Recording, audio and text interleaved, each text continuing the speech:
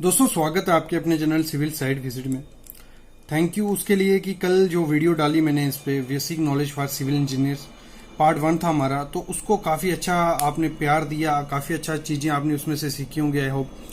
तो उसी का सेकंड पार्ट लेके आया हूँ। इसमें भी आपको काफ़ी चीज़ें सीखने को मिलेंगी। कम से कम कोई 10 चीज़ें ऐसे बताने वाला हूँ जो आपको प्रैक्टिकली काम आएंगी और इंटरव्यू में भी पूछी जाएंगी।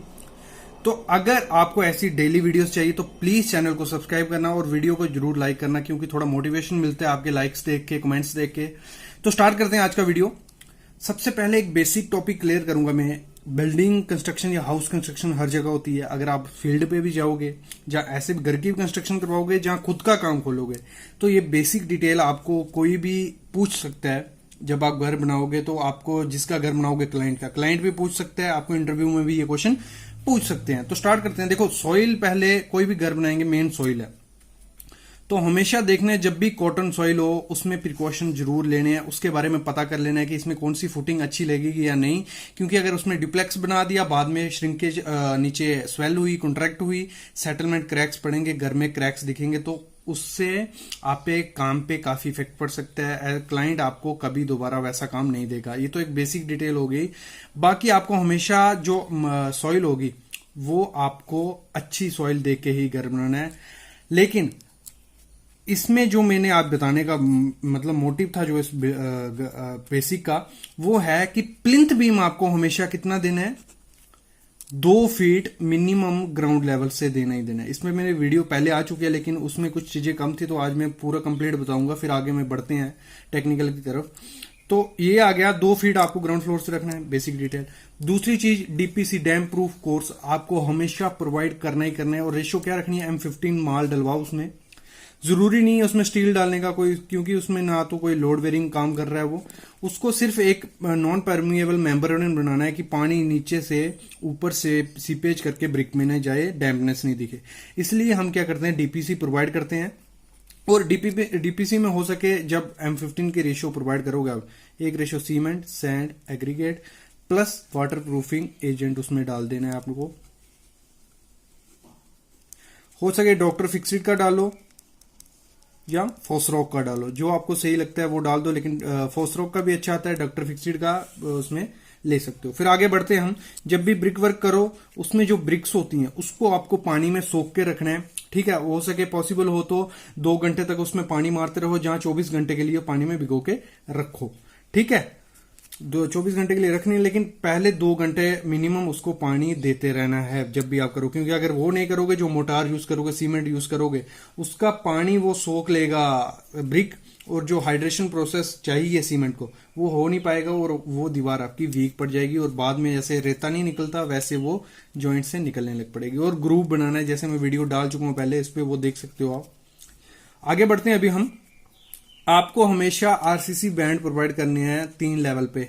सिल बैंड, जहां आपकी खिड़की वगैरह आएगी उसके नीचे जो सिल होगी उधर एक बैंड प्रोवाइड करना है। उसकी रेशियो M20 रख देनी है आपको, 1:1.5:3 रख देनी है। फिर ऊपर जब हम जाएंगे, टाई बीम आपको प्रोवाइड करना है M20 का, 1:1.5:1। और इसमें पॉसिबल हो तो आप, कोई दिक्कत नहीं है, ज्यादा स्टील नहीं, लेकिन 12 डाया का स्टील आपको प्रोवाइड करना ही करना है। इसमें 4 नग प्रोवाइड करो, 2 ऊपर 2 नीचे, बाकी स्टीरअप आपको इसमें प्रोवाइड करना ही करना है। नीचे बढ़ते हैं अभी हम। तो ये बेसिक डिटेल है जो कईयों को पता भी होगी। पीसीसी क्या होती है, प्लेन सीमेंट कंक्रीट, मतलब जिसमें हमारा स्टील नहीं यूज होगा, सिर्फ प्लेन सीमेंट होगा। जैसे हम इसको भी पीसीसी बोलते हैं। M10 हो गया, M15, M7.5। और ये कहाँ की जाती है पीसीसी, हमारी फुटिंग हो गई, फुटिंग के नीचे सबसे पहला क्या डलता है, पीसीसी डलती है, कि जो सरिया है वो सरफेस से, मिट्टी से टच ना हो। नेक्स्ट आरसीसी, ये सबको पता है, रेनफोर्स सीमेंट कंक्रीट, जिसमें हमारा क्या होता है, पीसीसी का माल मतलब M20, M25, M30 आगे तक, प्लस स्टील उसमें यूज किया जाता है। फिर आगे बढ़ते हैं हम। आरबीसी, रेनफोर्स ब्रिक कंक्रीट, जिसमें क्या होता है, ब्रिक वर्क के साथ साथ हम क्या करते हैं, उसको टेंशन में भी उसमें स्टील यूज करते हैं। स्टील प्लस कंक्रीट मतलब एक बैंड डालते जाएंगे, उसको हम रेनफोर्स ब्रिक कंक्रीट बोलते हैं। डीपीसी हो गया, डैम प्रूफ कोर्स, जो हमने अभी यहां पढ़ा। डीपीसी कहां डालते हैं, क्यों डालते हैं, वो आपको पता चल गया होगा। आगे बढ़े तो हमारी डेंसिटी की बात होती है। कि जो पीसीसी होती है वो डेंसिटी कितनी होती है, 2400 kg पर एमक्यूब। ये बहुत ज्यादा इंपॉर्टेंट चीज है, इंटरव्यूज में भी आपको आएगी और ये फील्ड में आपको इतनी ज्यादा काम आएगी आप सोच भी नहीं सकते। कभी भी किसी चीज का वेट निकालना है या उसका मास निकालना है, ये चीज काफी इस्तेमाल होगी। पीसीसी अगर बिल्डिंग में भी ये चीज होती है। आरसीसी 2500 kg पर एमक्यूब, स्टील 7850 kg पर एमक्यूब, सीमेंट 140 kg पर एमक्यूब। मेरे को पता है ये चीजें काफी इंजीनियर्स को पता है, लेकिन अभी मैंने ये शुरुआत की है कि मैं आपको बेसिक एक सब टॉपिक क्लियर करने वाला हूं प्रैक्टिकली। तो मैं सब लेके आ रहा हूं जो आपको पता भी होंगे, बीच में ऐसे टॉपिक मिलेंगे जो आपको नहीं पता होंगे। अगर ब्रिक की बात करें तो उसकी डेंसिटी रहती है 1600 से 1900 kg पर एमक्यूब। ठीक है, आगे हम वुड की तरफ पढ़े। जो वुड होती है उसकी डेंसिटी कितनी होती है, 1200 kg पर एमक्यूब। और मैंने जैसे आपको फार्मूला बताया था जो आपको हमेशा याद रखें, M equal to volume into density. ये इंपॉर्टेंट फार्मूला है जो आपको काफी काम आएगा। अगर हम सीमेंट का वेट निकालेंगे तो हमें वॉल्यूम तो मिल जाएगा, फिर डेंसिटी हमारी कितनी होती है 1440, अभी मैंने बताई आपको जैसे, तो उधर से हमें मास पता चल जाएगा। क्यूरिंग की बात करें तो क्यूरिंग एक इंपॉर्टेंट चीज है इसमें कंस्ट्रक्शन में। तो जो ओपीसी सीमेंट होता है, बेसिकली ओपीसी हर जगह यूज किया जा रहा है आजकल। 33, उसमें ग्रेड कितने आते हैं, 33, 43, 53। अगर काफी अच्छी स्ट्रेंथ चाहिए तो आपको हमेशा क्या करना है, ओपीसी 53 यूज करना है स्लैब और बीम कॉलम्स में। फिर हम बात करते हैं अगर ओपीसी उसमें एडमिक्सचर डाला हुआ है कोई, तो उसकी क्यूरिंग कितनी, 10 दिन तक आपको क्यूरिंग उसकी करनी है। अगर ओपीसी सिंपल आप यूज कर रहे हो, उसमें अगर एडमिक्सचर नहीं है, सिर्फ स्लैब में सिर्फ डाला है कंक्रीट, उसमें 7 दिन तक आपको क्यूरिंग करना ही करना है। आगे बढ़ते हैं पीपीसी की भी। अगर मैं पीपीसी की बात करूं जो हम प्लास्टर वगैरह के लिए यूज करते हैं, उसका भी आप 10 दिन तक क्यूर करो अच्छे से।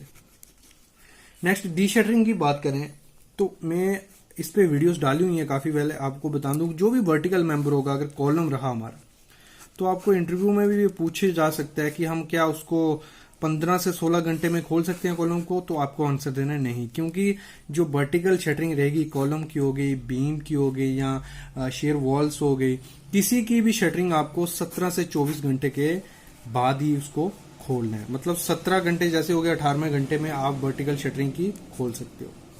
नेक्स्ट अगर बात करें जो स्लैब होती है हमारी, उसमें जो शटरिंग की होती है, अगर ये नॉर्मल प्रैक्टिकली बात करूं आईएस के हिसाब से नहीं, तो आपको मिनिमम 14 डेज उसको शटरिंग को रहने ही देना है जैसे भी हो। ठीक है, नेक्स्ट अगर आगे बढ़ते हैं, क्वेश्चन इंटरव्यू में पूछा जा सकता है, कमेंट्स भी आए थे, sir but is pre stress concrete, pre stress concrete क्या है?